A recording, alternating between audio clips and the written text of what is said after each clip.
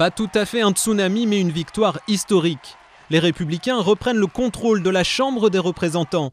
Au Sénat, ils ratent la majorité de peu, mais ces élections représentent la plus grande vague républicaine depuis 1994.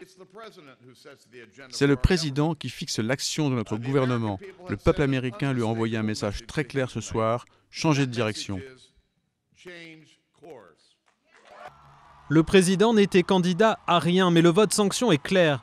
Même l'ancien siège de Barack Obama dans l'Illinois est conquis par les républicains. Les électeurs lui font payer le prix d'un chômage à près de 10%.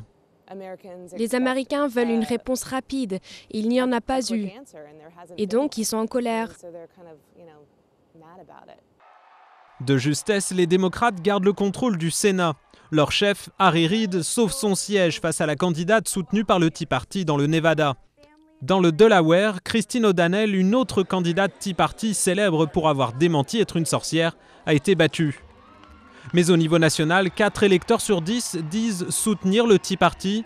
Une nouvelle génération de républicains issus du mouvement ultra-conservateur entre avec fracas au Sénat, avec l'intention d'imposer leur vue à leurs collègues républicains.